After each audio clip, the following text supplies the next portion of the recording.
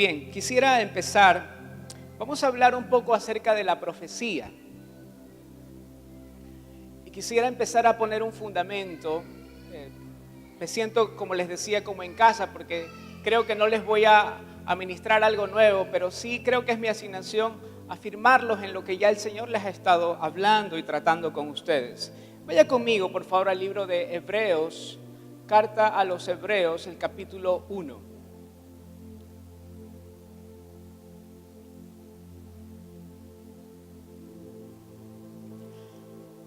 La carta a los Hebreos en el capítulo 1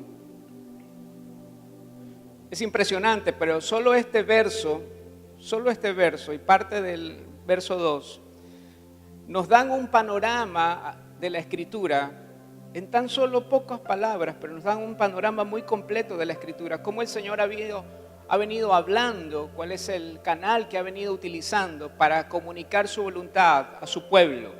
Y miren lo que dice: Dios, habiendo hablado muchas veces y de muchas maneras en otro tiempo a los padres por los profetas, en estos postreros días, diga conmigo por favor, en estos postreros días. ¿Cuántos saben que vivimos en los postreros días? Que este es el tiempo de la gloria postrera, que esa gloria postrera no está por venir, sino está en nosotros. Amén. En estos postreros días nos ha hablado en el Hijo.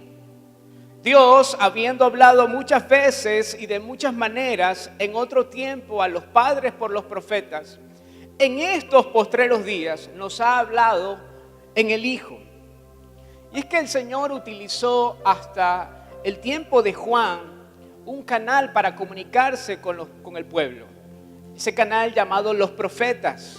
Así habló a los padres de una manera externa. Pero luego de Juan, el Señor utiliza otro canal para comunicarse con su pueblo, y es la vida impartida de Cristo en cada uno de nosotros. Dios en este tiempo habla a través del Hijo. Amén. De tal manera que principalmente ahora no necesitamos que alguien venga a hablarnos de parte de Dios, sino que el predicador, el profeta, el apóstol nos hablan de algo que ya el Señor ha hablado en nuestro espíritu. Amén.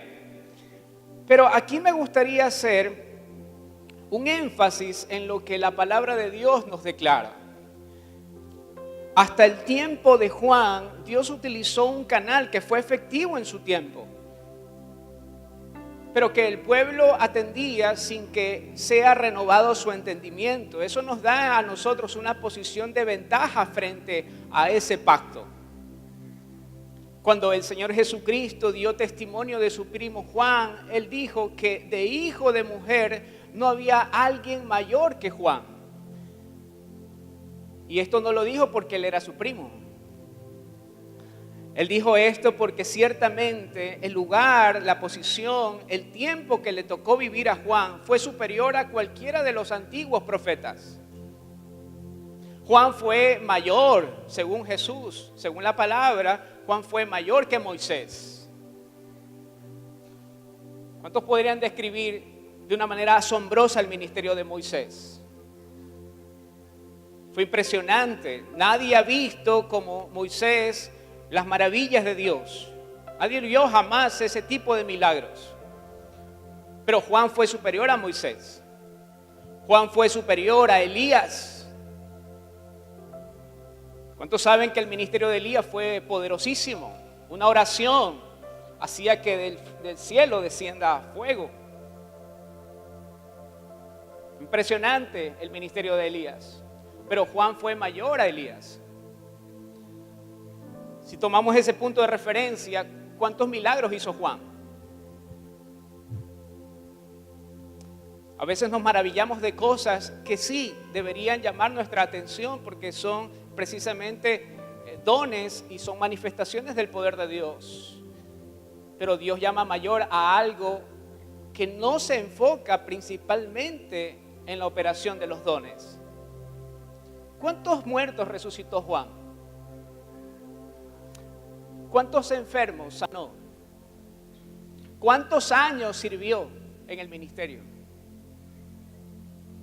Meses. Moisés solo en el desierto estuvo 40 años. Pero sin embargo el Señor dice que Juan era mayor. ¿Por qué? Y esa es la pregunta que tengo. ¿Por qué? ¿Sí me ven? Si me oyen, todavía estoy acá, aunque no me vean.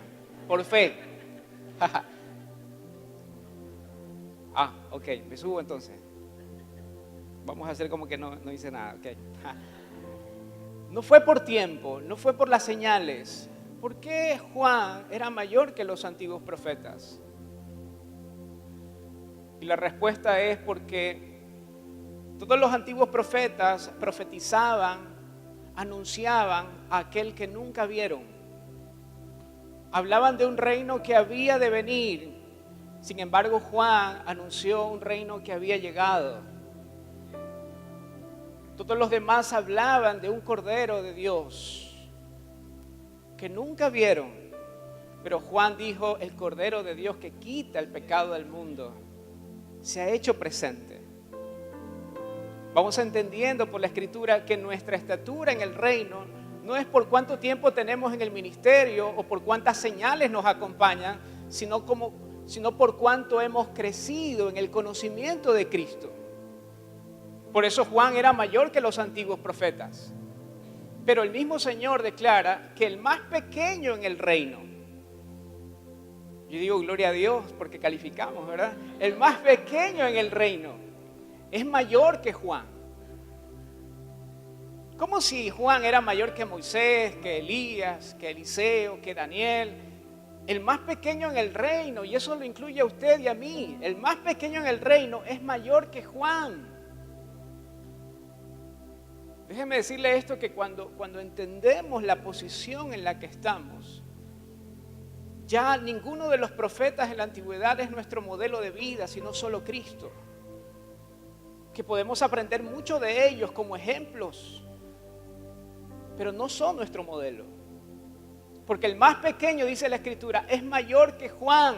¿Y por qué es mayor que Juan? ¿Por qué usted y yo en Cristo somos mayor que Juan?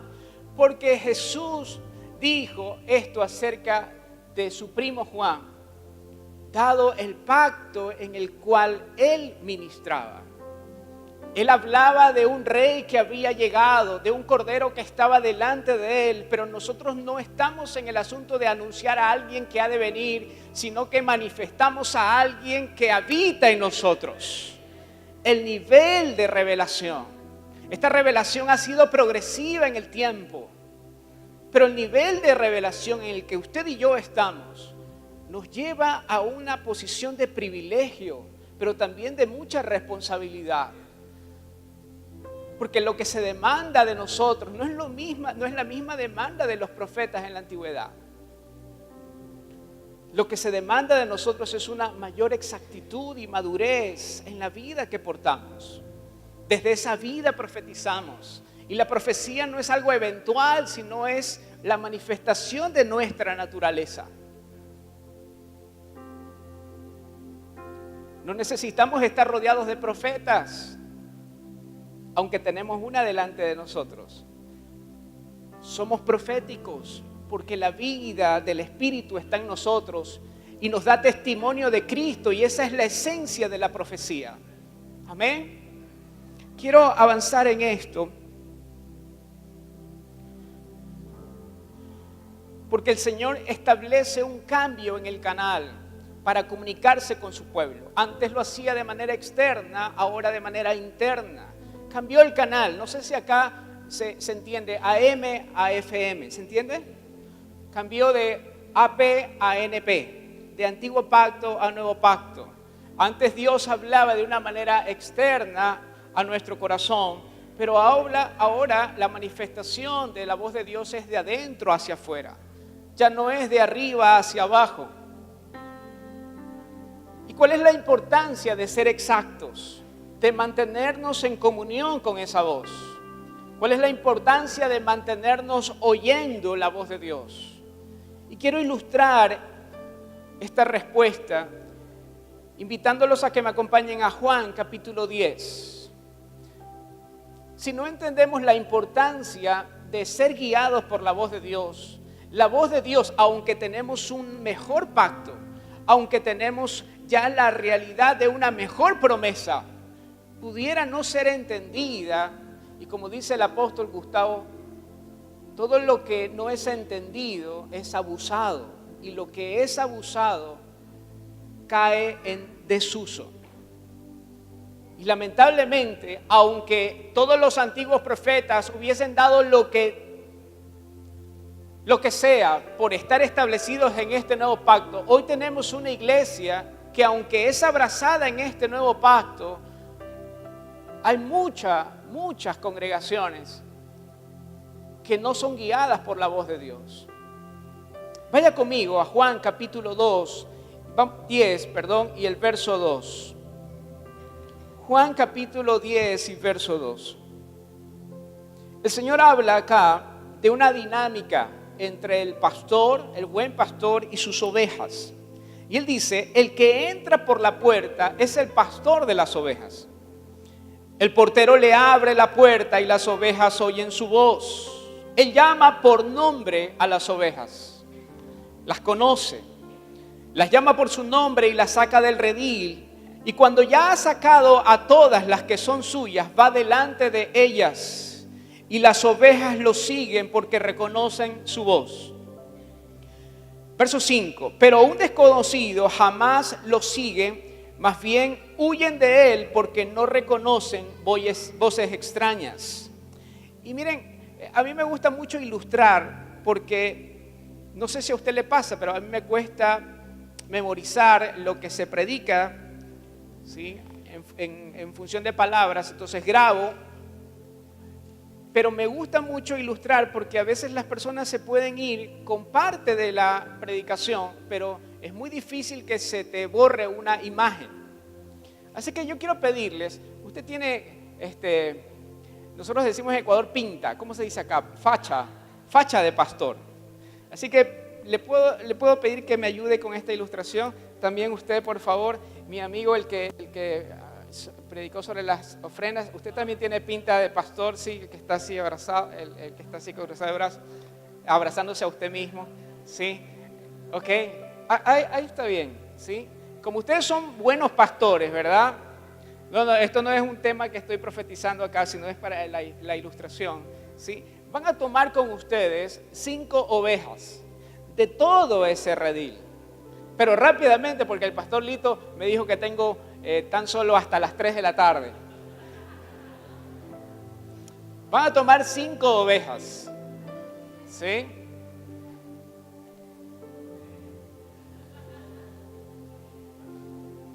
Claro, las ovejas, ¿cuál es el dialecto de las ovejas? Mejé, sí, ok. Cada uno tiene 5 ovejas. Bien. Y dice la palabra que el pastor siempre iba delante de las ovejas, ¿verdad? Y las ovejas le reconocen. Y él conoce a cada una de sus ovejas por su nombre. Wow, eso es un milagro realmente. Conocer a cada una de las ovejas por su nombre a mí me cuesta. No sabe cuánto oré para recordar el nombre del pastor Lito y su esposa. Sí, a mí me cuesta, pero el buen pastor reconoce a sus ovejas cada una por su nombre. ¿Usted ha visto alguna vez una diferencia entre una oveja y otra? Qué difícil, pero el buen pastor las reconoce a cada una por su nombre. ¿Cuál es el nombre de su ovejita aquí? Estefi, la oveja Estefi. Y acá la ovejita de gorra, Ezequiel. Y en ese tiempo en donde fue declarada esta palabra, en ese contexto, los lugares en donde iban las ovejas a comer pastos y a beber agua no eran muy fáciles de hallar.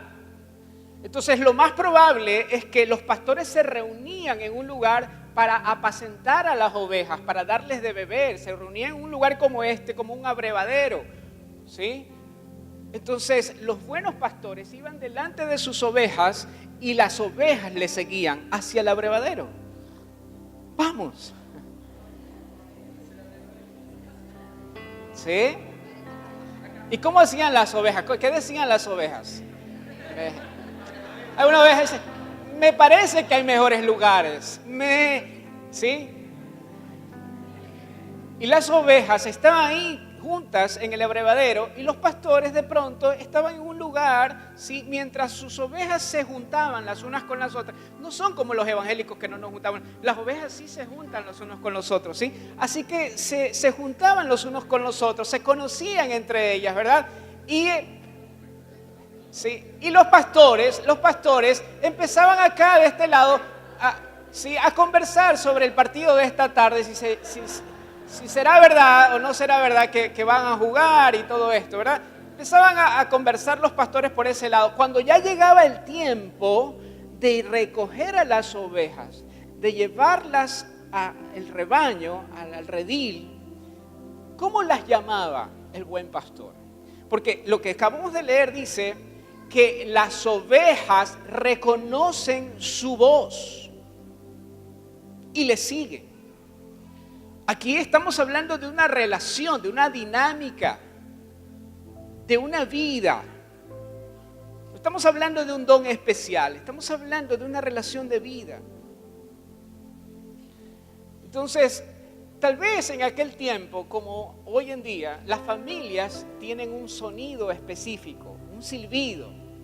En el caso de los Santander, de mi familia, es algo así. ¿Cómo es? No, eso es un beso, hermano. Es un silbido. Ok. ¿Cuál es tu silbido? Entonces, empiecen a silbar todos. ¿Sí? Pero fíjense una cosa. En medio de todos esos sonidos, cada oveja sabe reconocer la voz de su pastor.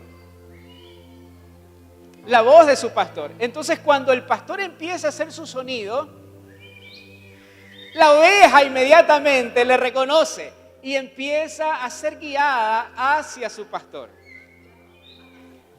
Miren, paré ahí la escena. Miren la importancia de seguir oyendo. La importancia de seguir oyendo, porque la voz del buen pastor nunca cesa.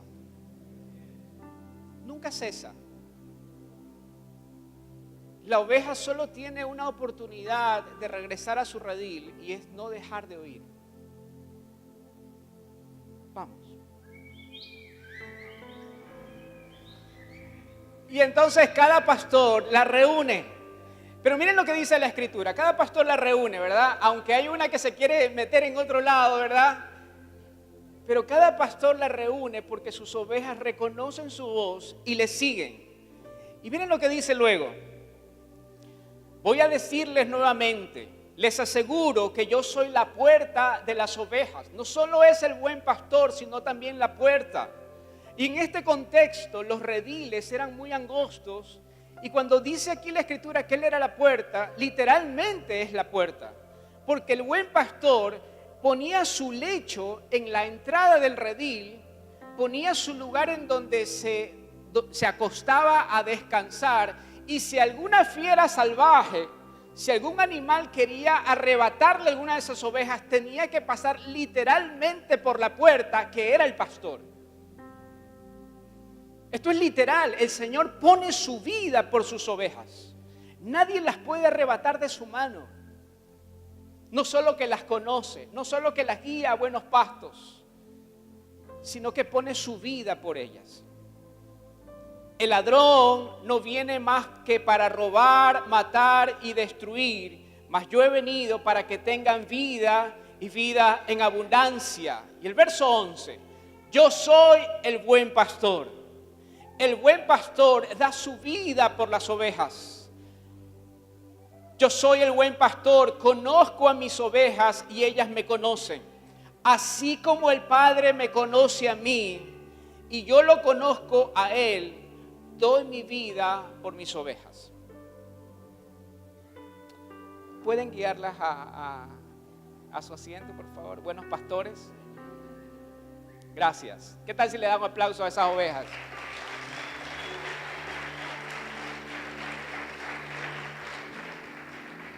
¿Qué es lo que está aquí describiendo el Señor?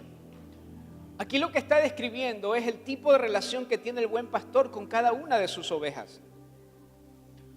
¿Qué significa? Y esta es la pregunta clave. ¿Qué significa para una oveja el sonido de la voz?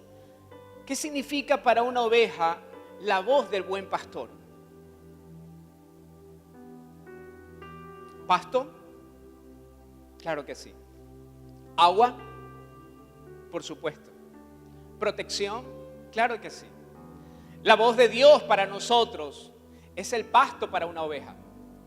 La voz de Dios para nosotros es el agua para una oveja. La voz de Dios para nosotros es la protección que necesita una oveja. La voz de Dios para nosotros es lo que la voz del buen pastor es para una oveja, la vida.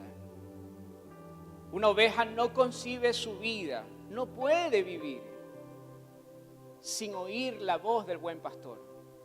Jamás la profecía es un tema opcional. Siempre la voz de Dios para un hijo es la vida misma. Mientras la oveja oiga la voz del buen pastor, nada le faltará. ¿Sabe por qué a la iglesia hoy en día pareciera que le faltan tantas cosas? No porque la obra de la cruz esté incompleta, sino porque hemos dejado de oír la voz del buen pastor. No podemos casarnos con Jehová es mi pastor y nada me faltará si no oímos su voz. Es oír su voz, nuestra vida.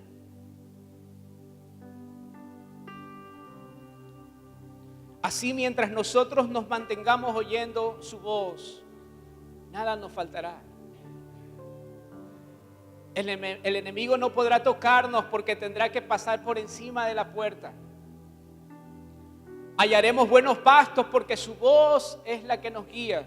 Si su voz nos pastorea, nada nos faltará. ¿Cuántos pueden decir eso? Nada nos faltará. Nada nos faltará porque su voz es la que nos guía.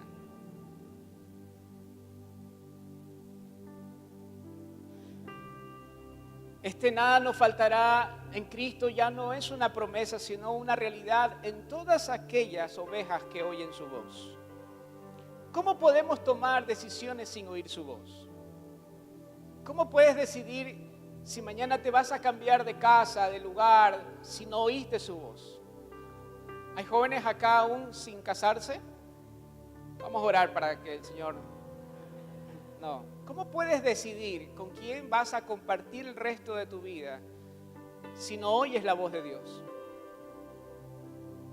Déjame decirte que lejos de su voz no hay ninguna garantía de éxito. No hay ninguna garantía de efectividad si no oíste la voz de Dios. La pregunta no es si puedes oír la voz de Dios. La pregunta que cabe es si puedes vivir sin oír su voz.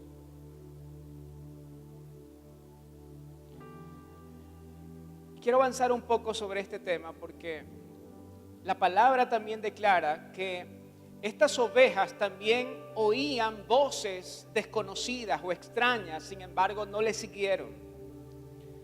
Dice la palabra, pero a un desconocido mis ovejas jamás lo siguen. Huyen de él porque reconocen voces extrañas. No las reconocen porque es extraña para ellas. ¿Cómo identificamos las voces extrañas? Cuando hablamos de profecía, a veces las personas nos preguntan, ¿y será de Dios o no será de Dios? ¿Le pasa eso? ¿O solo en Ecuador pasa? ¿Acá también? Porque el Señor te da una instrucción y Él no tiene que hablarte nada más. De hecho, Él trabaja hablando. No le puedes pedir a Dios que te dé algo más después de que Él te habló. Él todas las cosas las hace a través de su voz. No necesitas nada más. Entonces el tema es, ¿cómo reconozco que es su voz? ¿Es la mía? ¿O es la voz del enemigo? Cuando el apóstol Pablo tenía que ir a Jerusalén, un profeta le habló de parte de Dios y le dijo, no vayas porque allá te van a hacer algunas cosas que no te van a gustar. Sin embargo, él sabía que había escuchado la voz de Dios. Aunque Agabo no era un profeta falso, él tenía la determinación de ir, aunque todo lo que iba a vivir eran circunstancias difíciles para él. Lo que vengo a decirte es que si tú quieres ir a ese chaco penetrable, y eres guiado por la voz de Dios, aunque veas un territorio hostil, si la voz de Dios te llevó a ese lugar, va a ser un lugar en donde te van a abrazar, porque tú vas a ser el representante de Cristo en ese lugar.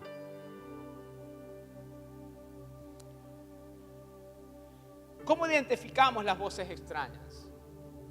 A mí me gusta hacer un ejemplo que a mí realmente me ayudó mucho para esto. No sé si puedo pedirle a alguien. ¿Alguien aquí ha tenido experiencia contando dinero? ¿Alguien ha tenido experiencia tocando dinero? ¿Cómo reconoces las voces extrañas? Yo puedo llamar al celular de... ¿Cuál es tu nombre? ¿Sí? Pastor, el que tienes el mate. Ajá. Calo. Yo puedo llamar al celular de Calo. Y Calo inmediatamente me va a preguntar, ¿y quién eres? Porque no está familiarizado con mi voz. Pero si la esposa de Calo, creo que es la pastora Nash, ¿verdad? Si la esposa de Calo es la que llama y Calo pregunta, ¿y quién es? Calo ese día la va a pasar muy mal. ¿Sí? ¿Por qué? ¿Cuál es la diferencia entre un ejemplo y el otro? La diferencia es que la voz de Nash es la voz más familiar, la voz más dulce. Amén, dígame. La voz más dulce que él escucha todos los días. Se levanta, durante el día escucha su voz y también cuando se acuesta, salvo cuando están peleados, no, también cuando se acuesta, escucha su voz. No es una voz eventual, sino que la reconoce en medio de todas las voces. ¿Consiguieron la persona que sabe contar dinero? A ver, yo voy a llamar a Olguita, ya que estamos en casa de Olguita, voy a llamarla a ella. Nos han recibido maravillosamente. Así que, ¿qué tal si le dan un aplauso a Olguita? Gracias, Olguita. ¿Y me pueden traer una silla? ¿Me traen una silla? Ven, Olguita, para acá, por favor. Alguien acá, yo sé que ya recogieron ofrendas, pero ¿cuál es el billete de mediana denominación acá? 500 y de ahí tal vez para abajo, puede ser. ¿Puedes sentarte, Olguita? Gracias. ¿Alguien acá tiene algún billete de 100, de 200 pesos argentinos? Algo que ustedes estén familiarizados. ¿Sí? Yo les hago una promesa que el pastor Lito les va a devolver. Sí. ¿Alguien más? Necesito así unos cuantos billetes más. Yo no me puedo acercar hasta allá. ¿Sí? ¿Ok? No, está bien. Gracias. De 2000. Wow. Ok. Gracias por esas ofrendas. Y ahora le vamos a pedir a Olguita que cierre sus ojos, ¿sí? Como cuando su esposo le está preparando una sorpresa. Cierre sus ojos y les voy a comentar algo. La vamos a tener ahí, Olguita, durante el resto de la prédica con los ojos cerrados. Yo les quiero comentar algo. Hace un tiempo atrás trabajaba en banca. Y un buen día, fue un experto colombiano. En Colombia hay familias que se dedican por generaciones a falsificar papel moneda, el billete. Entonces, fue un experto colombiano a enseñarnos cómo reconocer las divisas falsas, el dinero falso. Contar dinero para nosotros es una cuestión de todos los días. Entonces, cuando este hombre llegó a Ecuador y empezó a hablarnos sobre esta técnica para reconocer lo falso, nos dio fajos de billetes de 100, de 50 y los rompió. No rompió. Tranquilos. Nos dio fajos de billetes y nos entregó en las manos y nos tenía por varias horas contando los billetes, contando una y otra vez los billetes. Y ya cuando nuestras manos estaban sangrando, cuenten los billetes, por favor, pásalos por las manos. Y que cuando nuestras manos estaban cansadas, y yo decía, ¿por qué le pagan a este hombre para enseñarnos algo que hacemos todos los días, contar dinero? Sin embargo, cuando estábamos tan familiarizados con los billetes, los teníamos en nuestras manos por mucho tiempo, nos retiraron los fajos de dinero. ¿Sí? Y luego, así también con los ojos cerrados, ¿sí? Nos dio otro fajo de dinero y nos dijo, cuéntalo una vez más. Cuéntalo una vez más. Y fíjate si encuentras algo que no corresponde a lo anterior.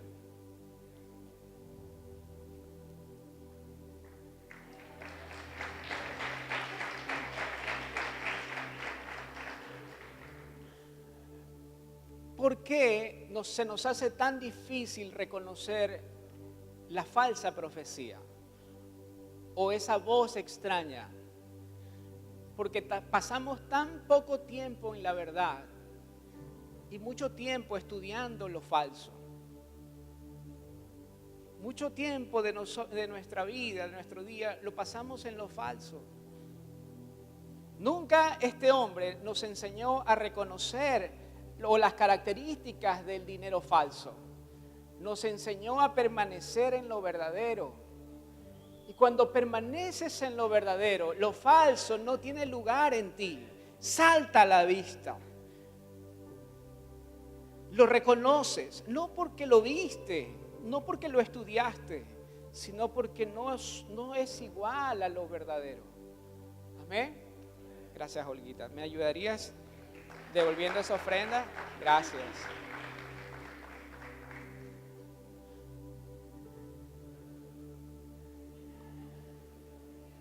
Cuando empezamos a trabajar en lo profético, el Señor me recordó este ejercicio, que parece algo tan básico, pero es algo fuerte en lo espiritual. Y también pude entender, ¿saben por qué existe la falsa profecía? Porque muchas congregaciones no fluyen en lo profético por temor a lo falso. Y eso es un grave error. Yo sé que aquí no pasa, pero allá en Ecuador pasa. El Señor me enseñó con este ejemplo también que cuando el enemigo falsifica algo que está vigente. Que no es cierto, como muchos dicen, que ya cesó la profecía. Entonces, que exista la falsa profecía es una señal inequívoca de que la profecía está vigente, que está circulante. ¿Me hago entender? Pero no solo eso, sino que ¿quién en su sano juicio falsificaría billetes de $1? Nadie falsificaría algo que tiene escaso valor. El enemigo es diablo y todo lo que quiera, pero no es tonto. No falsifica nada que no esté vigente y no falsifica nada que no tenga un alto valor. Amén, ¿me sigue? La falsa profecía es señal de que la verdadera profecía está vigente. La falsa profecía es señal de que la verdadera profecía tiene un alto valor. Pero ahora la pregunta que tengo es, y vamos a avanzar de lo falso y verdadero hacia lo exacto o lo inexacto. ¿Qué pasaría si uno de esos billetes que tocó hace un momento nuestra hermana tendría una esquina menos?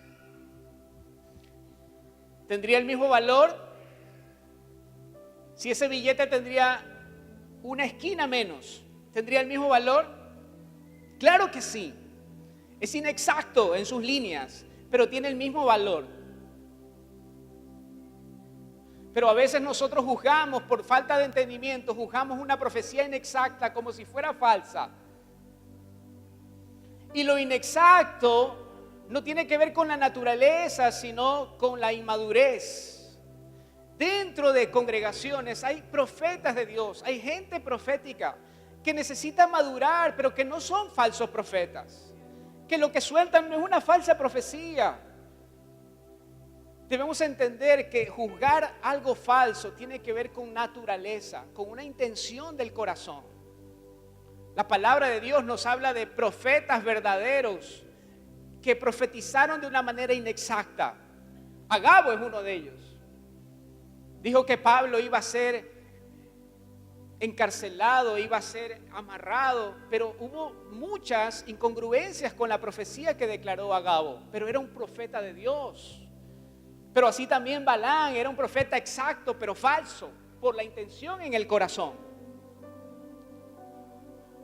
cuando se profetiza con una intención equivocada para ganar ventaja, estamos delante de una falsa profecía. Pero cuando se profetiza tal vez de manera inexacta, pero con la intención correcta, lo que hace falta en esa persona es madurez. ¿Me siguen? A veces en las gracias ministeriales no se juzga con la misma gracia. Si tenemos un evangelista invitado en la casa y pasan las personas que están enfermas y de pronto pasan 10 en sillas de ruedas, pero de los 10, solo 2 se levantan de la silla de ruedas. ¿Cuántos se van en la casa diciendo aleluya, gloria a Dios? Aunque no vimos la sanidad en todos, pero al menos en 2 vimos visiblemente esa manifestación. Pero ¿qué pasa cuando alguien se levanta y suelta 10 palabras proféticas y le falla a 2 de ellas? Lo juzgamos como una falsa profecía. Y debemos entender que la misma gracia que nos cobija como pastores o como evangelistas también nos cobija en lo profético. Que el desechar la profecía por inexactitud es un error, cuando lo que debería hacerse es proceder a madurar la profecía en la congregación. Amén. Otra de las causas por la cual las congregaciones o la iglesia no se mueve en lo profético y deja de oír la voz de Dios es por causa del orden. Yo no quiero desorden en mi congregación. No me vengan con lo profético, porque eso trae desorden. Pero déjeme decirle que ese es un error, porque lo que trae orden a la casa de Dios es la profético. Ninguna casa puede estar en orden si no oyen la voz de Dios. Cada vez que el pueblo de Israel se desenfrenaba, se perdía el rumbo, el Señor enviaba un profeta. Es la manera que Él tiene de ordenar todas las cosas, a través de su voz. En todo lugar en donde se está gestando vida, hay un aparente desorden. ¿Quiénes han visitado una maternidad? Ahí donde aparenta todo ser un desorden, ahí se está gestando la vida. Pero por otro lado, lugares en donde no hay vida tienen apariencia de orden. ¿Alguna vez usted ha visitado un cementerio? Todo está ahí, nadie se fue. Y hay congregaciones, no esta, ¿verdad? No esta, pero hay congregaciones en donde ahí está, permanece 30 años en la misma silla, en el mismo lugar. Y todo pareciera estar en orden, pero la pregunta es si hay vida. Por eso a mí me maravilló cuando el pastor dijo, los niños pueden salir. Y corrieron, parecía desorden, pero no, eso es vida. Se está gestando la vida en ellos. No podemos frenar. No podemos cerrarle la llave a lo profético por causa del orden, porque es lo profético lo que trae el orden a la casa. Pablo en su carta a los Corintios habla de estos temas. Y él dice que sobre todo los dones, anhelen el don de profecía. Pero él establece el fundamento sobre el cual deben fluir los dones, que es el amor. Y si hay algo que el Señor afirma en mi corazón esta mañana es que esta casa es tan profética, están ustedes tan llenos de la expresión de Cristo y que están tan listos para salir a las calles y comerse la ciudad entera. Tienen tantos dones, tal vez algunos ni siquiera sospechen los dones que tienen, pero si tienes a Cristo vas a poder fluir con toda libertad, porque lo que abraza esta casa es el amor de Dios. No van a necesitar tanto para empezar a fluir con toda libertad, con toda potencia a través de los dones. Él dice, anhelen sobre todos los demás dones, el don de la profecía, porque el que profetiza edifica la casa. Así que hermanos, verso 39 de la primera carta de Corintios, en la capítulo 14, dice: así que hermanos, procuren profetizar. Dígale a la persona que tiene a su lado: procura profetizar. Procura profetizar. Y no impidan que se hable en lenguas extrañas. Nos haría falta tiempo para hablar de este tema, pero el verso 40 dice: siempre y cuando todo se haga decentemente y con orden. No dejes de profetizar por causa del orden. Profetizamos en el orden de Dios. Los corintios eran griegos. Por mucho tiempo conocieron de la operación de los dones, pero para ellos cada don era un Dios diferente. Entonces yo tengo el Dios de la sanidad, y yo tengo el don de lo profético, y yo tengo el Dios de hablar en lenguas. Porque los griegos estaban bajo esa cultura no monoteísta, sino que tenían muchos dioses. Entonces Pablo no viene a apagar los dones, viene a poner el orden, a poner el fundamento para la operación de los dones. Amén. Los corintios venían trabajando con los dones por más de 30 años, pero aún no sabían moverse en el mismo espíritu. Y él dice: todo debe hacerse decentemente y con orden. Es un gran error desechar la profecía por causa del orden, porque el orden viene por causa de la profecía. El orden para Dios a veces es diferente de lo que nosotros llamamos orden. Hay una expresión, hay una figura muy clara de esto en el Antiguo Testamento. El profeta estaba delante de un cementerio, de un valle lleno de huesos secos. De esos huesos que ni siquiera el perro los ve. No tenían nada de vida, no tenían nada de registro que alguna vez hayan tenido vida. Esos huesos, era un valle lleno de huesos secos, era un cementerio. Y el Señor le dice al profeta: profetiza, hijo de hombre. Profetiza. Y lo que pasa acá podría ser una escena de terror en una casa. Porque hasta ahí todo ese valle se veía ordenado. Todo estaba en su lugar, pero sin vida. Pero en el momento que una casa empieza a profetizar, pareciera una película de terror. Usted imagínense cómo es que un hueso empiece a salir de la tierra y que se empiece a juntar con otro y que los tendones y que la carne empiece a juntarse. Pareciera una película de terror, pareciera unos zombies. Pero así luce muchas veces una congregación que empieza a madurar en lo profético. La hermana le dijo al hermano que era su idóneo. La otra dice: el Señor me dijo que yo soy la pastora de la casa.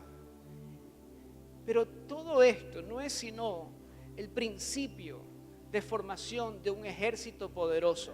Porque lo que veían los ojos de este hombre de Dios, este profeta, era un cementerio lleno de huesos. Pero lo que el Señor estaba viendo era un ejército poderoso. Amén. Y lo que yo veo delante de mí es un ejército poderoso. Un ejército que oye la voz de Dios y se mueve en función de esa instrucción. Eso es lo que Dios llama orden. Que todo fluye en su amor para edificación, para consolación y para exhortación. Para que la iglesia camine en el orden de Dios, no se debe desechar la profecía. Lo que se debe hacer es entrenar al pueblo profético. Y por último, quisiera hacer una actividad con ustedes, pero por último, quisiera hablarles del propósito de la profecía en el nuevo pacto. Yo quiero que usted pueda visualizarse. Aquí hay minas, hay pueblos que se dedican a la extracción de oro, ¿sí? Usted pueda visualizarse como un minero. Yo sé que el Señor nos habla en la palabra que somos obreros, que somos ministros competentes del nuevo pacto, pero cuando entendemos lo profético, creo que una profesión que se asemeja al ámbito profético es precisamente la de ser un minero. Un minero entiende que aunque ve piedra, debajo de esa roca hay oro en la gente. Cuando entendemos lo profético desde el ámbito del nuevo pacto, no estamos en la cacería del pecado en la gente, sino en la búsqueda, en la extracción del oro en la gente. Y ese oro es la vida de Cristo. Eso es lo que el libro de Apocalipsis habla acerca de la profecía, es el testimonio de Cristo. De tal manera que lo profético no tiene que ver con andar viendo demonios, lo profético tiene que ver con andar viendo a Cristo.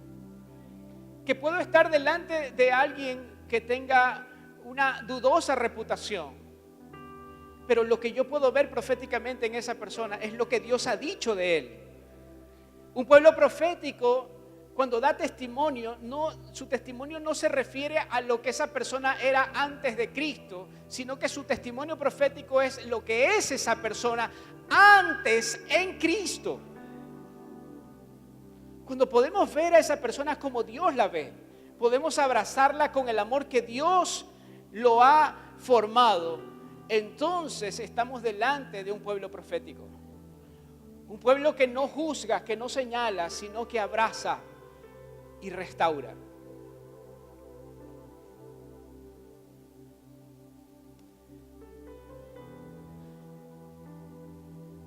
Un pueblo o una congregación profética no es un pueblo en donde todos son profetas. Es un pueblo en donde todos manifiestan a Cristo. El espíritu de la profecía no es que conozcan más de nosotros. El espíritu de la profecía es que conozcan más de Él. Ya sea que el espíritu hable al cuerpo para edificación o le hable al mundo para salvación, su enfoque siempre será en el señorío de Cristo. Por eso el Señor en Juan 15 dice lo siguiente: cuando venga el Consolador, a quien yo enviaré del Padre, es decir, al Espíritu de verdad, Él dará testimonio de mí. El espíritu de la profecía en el nuevo pacto no se enfoca si usted va a tener una nueva casa o un nuevo carro. Se enfoca en lo que Dios ha dicho de usted y en que su voluntad se cumpla.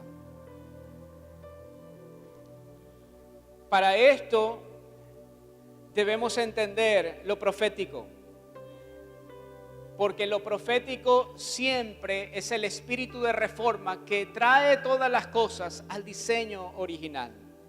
Y es lo que el apóstol Pablo dijo en su carta a los romanos: porque a los que antes conoció, también los predestinó para que fuesen hechos conforme a la imagen de su Hijo, para que Él sea el primogénito entre muchos hermanos.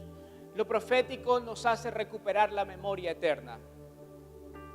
Nos hace entender, nos hace recordar quiénes éramos antes de la fundación del mundo. No nos avergüenza por causa de nuestro pasado, nos posiciona en nuestra eternidad. Amén. Yo quiero, antes de terminar, que usted me pudiera ayudar poniéndose de pie, por favor.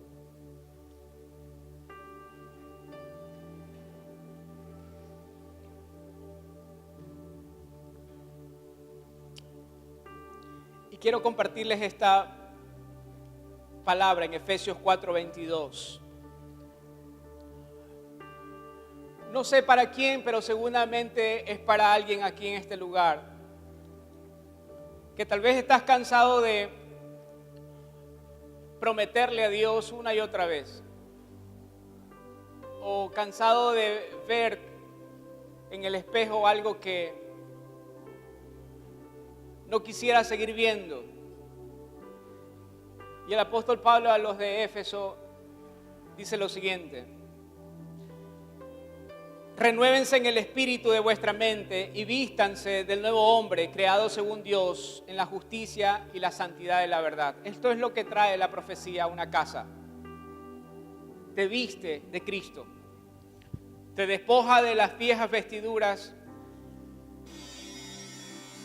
y te da el vestido de su santidad. Yo quisiera orar y que usted pueda tomar la mano de la persona que está a su lado, porque esto no se trata de levantar a un profeta, sino de edificar a un pueblo profético. Padre, gracias, porque somos ovejas del buen pastor. Entendemos, Señor, que la madurez no implica el independizarnos de tu voz, sino el permanecer en ella. Y mientras más permanecemos en ella, Señor, más seguros estamos. Padre, que tu voz sea nuestro alimento, que tu voz sea nuestro refugio, nuestra protección, que tu voz sea siempre en nosotros, Señor, la vida misma. Llévanos por el Espíritu, Señor, a reconocerla. Y en la medida, Señor, de que nuestra relación contigo prospera y madura, llévanos también, Señor, a ser tu voz para otros. Señor, de esta casa se dirá que es una casa profética, que oye y es guiada por tu voz, Señor, que solamente a ti seguimos y solamente hacia ti vamos. Señor, llévanos hacia afuera y que cuando regresemos, Señor, seamos muchos más trayendo ovejas a tu prado.